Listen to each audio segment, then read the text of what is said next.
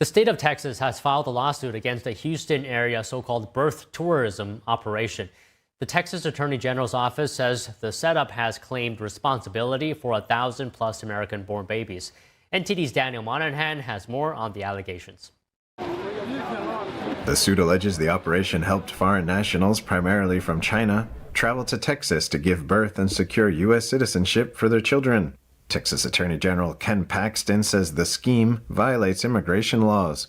Paxton called birthright citizenship a scam that threatens national security and vowed to, quote, do everything in my power to stop unlawful birth tourism schemes like this one. Investigators say the operation ran across multiple properties in the Houston area. The facilities housed multiple families at once and, according to the state, were capable of facilitating a high volume of births tied to the business, up to 20 births a day. The Da'ai Postpartum Care Center, named in the complaint, does not appear to have a website. A message left at the center's phone number was not immediately returned yesterday. The Texas Attorney General's office accused the center of coaching clients on how to navigate immigration procedures and evade immigration laws when seeking visas and citizenship for themselves and their child.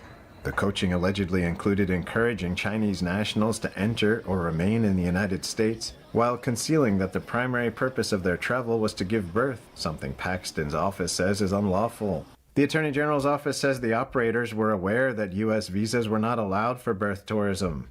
It adds that just last week, the center acknowledged the federal government is strictly policing the practice and advised women to apply for visas before pregnancy to avoid detection.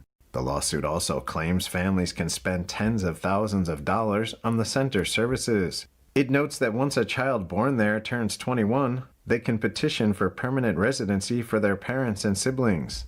Marketing for the industry, according to the lawsuit, is done through social media platforms, private messaging applications, word of mouth, and via Chinese websites or behind private and state-sponsored firewalls. Since 2020, tourist visas can be denied if officials determine the primary purpose of travel is to give birth in the United States to obtain citizenship for a child. Daniel Monahan, NTD News. President Trump is signing an executive order aimed at